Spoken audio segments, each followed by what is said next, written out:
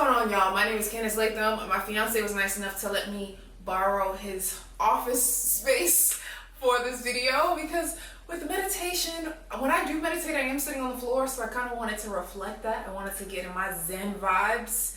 And if you're new around here, my name is Candice Latham, and the goal of this channel is to help you defy the limits, think powerfully, and build wealth. I'm going to be talking all about meditation. Now, don't you go nowhere. You stay right where you are. I know this isn't a money video, but let me tell you why I'm so passionate about focusing on, the inside, focusing on your thoughts and your beliefs. Because if you do not truly believe that something is possible for you, and if you haven't really mastered your thoughts, right, it's going to be hard for you to take the right actions towards the direction that you want to go in your life, whether that's in your finances, whether that's in your relationship, whether that's in your career. And so that's why I'm so big on here on this channel, not just talking about money, because money is just an aspect of, money is just like a tool, right?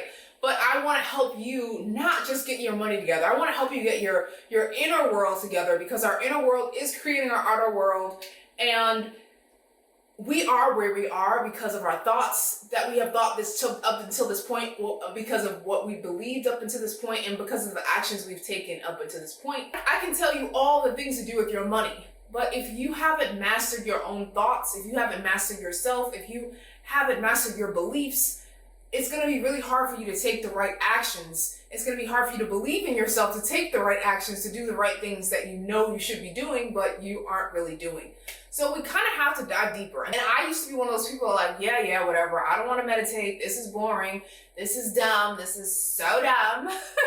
To be me. Until I started getting into the habit of doing it. So it wasn't like I was just doing it once in the blue moon. I started doing it more often, like daily. And as I started doing it daily, it started unlocking certain parts of my brain. And I just started being able to just master and conquer myself. So meditation has really helped me just learn more about my own self, because we have like an inner being and then we have like a physical self. So meditation has really helped me master my inner being, which is, overall helped me master what is showing up in the world. So before I dive in, if you're not already subscribed to my channel, make sure you hit that subscribe button. Make sure you sign up for my email list, because I have tips on money, belief, mindset, and all that good stuff. So make sure you guys sign up for that in the description box below. But let's jump into those 3 lessons that meditation has taught me. So the first lesson that meditation has taught me is that complaining is a form of extended suffering. So I was listening to a meditation on complaining, because we always hear the phrase, don't complain. Like, don't complain, don't complain about your problems. But complaining really does kind of bring down the mood and the energy and the vibes. I remember working at a ski resort. Not a ski resort. That was high school. I remember working in college, I worked at a gym. And so there used to be this man that would come in, every so often. And at first, when he would come in, I would just listen to him complain about his life all the time. And every time it was just like something bad that was happening. He was either complaining about the weather or his family or his friends or his job. And after a while, when he would come in, I wouldn't even really want to interact with him anymore, because it was always something negative that he was complaining about. And then when I would try to bring up something positive, he would just shut it down. So I was just trying to avoid him after a while. But complaining is a form of extended suffering. I thought it was interesting, so I took some notes in that section. It says, complaining rarely relieves us of suffering. In a sense, complaining is suffering. When we complain, we are pushing our thoughts and emotions into the deep end of negativity. A complaint is to extend the suffering caused by an original problem. And I thought that was so interesting, because even myself, I have to catch myself from complaining. And the beginning of my relationship with Jordan, every now and then we used to just when one of us was complaining too much, we would say, okay, the complaint department is closed, right? We had a certain window for when the complaint department had to close down. But I had no idea that complaining is a form of suffering, because when we experience things in life, it triggers an emotion inside of us. So for example, dog, that is a triggering memory for me. That's an experience that I remember. I remember the feelings. I remember the fear. I remember the hurt, the pain. Now, if I'm just sitting here thinking back about when I did get bit by this dog, that my body is still remembering those emotions and those feelings. So it's bringing it back up in that current moment as if I'm currently being bit by a dog. So when we're complaining about something, our body is kind of still experiencing that emotion. And so that's why complaining is extended suffering. So we don't want to be suffering anymore. We don't have to suffer, right? So I just thought that was so eye-opening. And so it's making me aware of not to complain. And okay, so if you're like, okay, Candice, I got it. Don't complain. But what should we do? So instead of complaining, you should just remember that, nothing is permanent. Everything is, they use the word impermanence. So it's a state of only lasting for a limited period of time. So you have to remember that, okay, whatever you're going through right now, it's not going to last forever. So remember that. And then also try to find a solution. Try to talk from a place of a solution-oriented place rather than just a place where, there's no solution. Because I guarantee there's some kind of solution to whatever you're going whatever you're going through out there in the world. There's books, there's movies, there's audiobooks. Like somebody has gone through what you're experiencing. So I'm sure there's a solution for you. So that is the first lesson that complaining has helped me be aware of, complaining.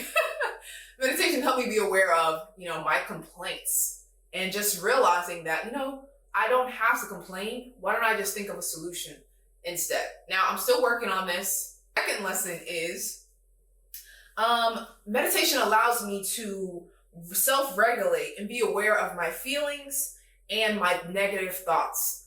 So sometimes it's hard for us to be aware of when we are thinking negatively. I know on social media, everyone's like, think positive thoughts and your life will change. But it's like, how do I do that, right? Because sometimes we're just so often living our life and we're not even realizing that we are thinking negative thoughts because those thoughts are just such a part of who we are.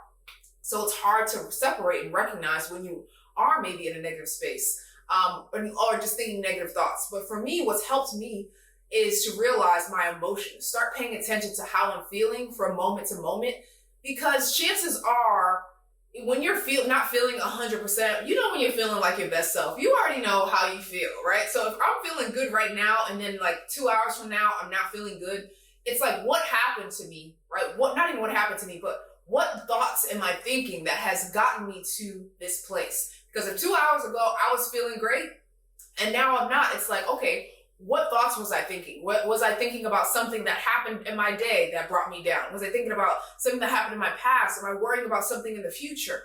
So I have to, once my feelings are letting me know that my thoughts have, got into a different place. And my thoughts have ran into a negative zone my thoughts have ran into a zone that is making me feel powerless. And I need to switch my thoughts to something that's going to make me feel powerful. Netflix documentary on meditation, which you should definitely watch that documentary. It was so good how it broke down what meditation is, all of the benefits. There's like healing benefits. It grows your mind.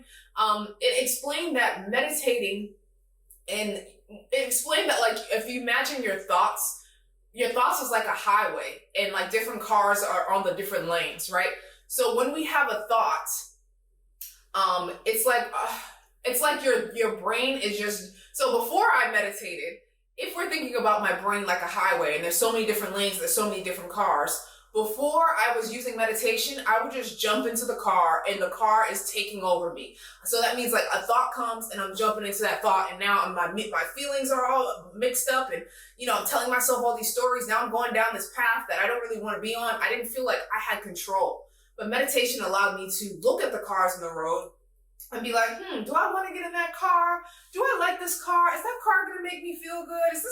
Is that thought going to make me feel good before I get in it? So now I'm able to pause and have more control rather than just jumping into this car, jumping into this furious place, jumping into negativity, jumping into jealousy, jumping into, whatever car that is on the road.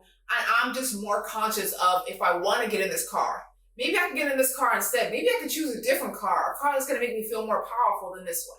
Also, car is just a metaphor for thoughts in this scenario. Meditation just helped me just master and conquer myself. And it's just helped me in my relationships even, because when you're not really, before meditation, it was like, I was just like living my life and I'm getting triggered by certain things. And I don't know why I'm triggered, but I'm upset. Right? Something triggers me and now my emotions are just jumping to this furious place. Somebody says something small to me and I'm just like, I'm blowing up for no reason. When But meditation allows me to just, like I said, pause my thoughts and actually question myself in real time. So, for example, if I'm in the kitchen with Jordan and he's trying to help me with something, and my thoughts inside of my thoughts, I'm like, why are you trying to help me? Let me do it myself. I'm smart. I don't need your help. Like, that's my thoughts, right? And of course, if I follow those thoughts, if I get in the car of those thoughts, I'm just gonna lash out at him. I'm just gonna jump to this furious place. But meditation has allowed me to be like slow motion. So now I'm able to pause and be like, is this true? Do I want to get in this car? Maybe he's just trying to help. How can I come from this from a curious place rather than a furious one? Okay, we don't have to get upset. We can choose a different thought. We can get into a different car. And now I'm not blowing up over something that seems so small that my mind has made such a big deal. Those are the 3 ways that meditation has helped me. Again, I suggest you, if you haven't started meditating, just try to do like a 5-minute meditation, or then start with a 10-minute meditation. Focus on your breath. It's really just about getting control of your inner world, because our inner world is really creating our outer world. So you just want to be able to master yourself, right? That's really what meditation has helped me to do, be able to master myself. And of course, it's a lifelong journey, but I've been learning so much about myself that before I was meditating, I'm just living my life and I'm not knowing why I'm thinking, why I'm triggered, why I'm upset, why I'm thinking certain thoughts. And I just didn't really feel like I had as much control. But meditation has allowed me to get that control back, and just allowed me to be more aware and just conquer myself, my inner self, so that I can show up as the best outer self that I can be.